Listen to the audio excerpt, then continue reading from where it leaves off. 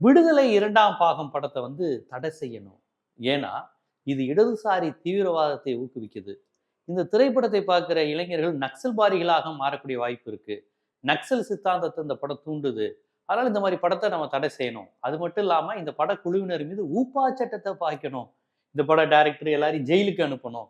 இப்படிங்கிற தொனியில் பேசியிருப்பது வலதுசாரி தான் பேசியிருப்பாங்க. என்ன மாரியான ஆட்கள் பேசியிருப்பாங்கன்னு உங்களுக்கு தெரியும்.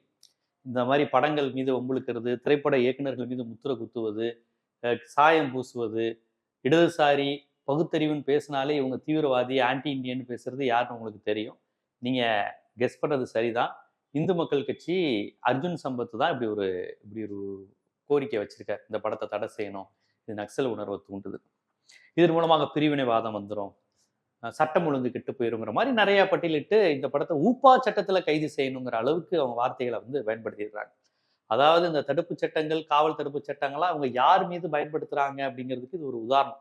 ஒரு திரைப்பட இயக்குனர் மீது இவ்வளவு பெரிய சட்டத்தை பாயுங்க அப்படின்னு சொல்ற அளவுக்கு அவங்க இருக்கிறாங்கன்னா, அப்ப அவர்கள் யார் என்பதை நீங்கள் தெரிஞ்சுக்கணும்.